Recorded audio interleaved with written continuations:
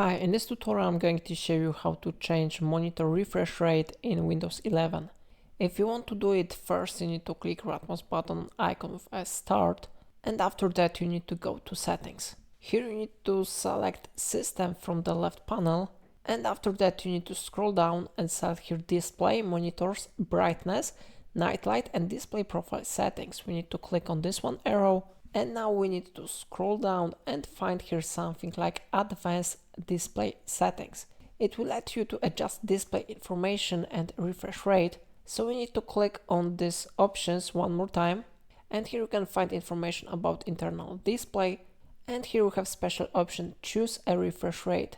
A higher rate gives smoother motion, but also uses more power. Remember about that, it is very important. On default it is set to 60 Hz. But if your monitor allows you to increase this value, you need to click on this list and then it should be available here. So you need to select here value which you want to use. Yes, so I don't have more value here, but you should have it here. So in this way you can adjust refresh rate in Windows 11. If I helped you, remember to like this tutorial and subscribe my channel. Please let me know in comment if it's of your problem.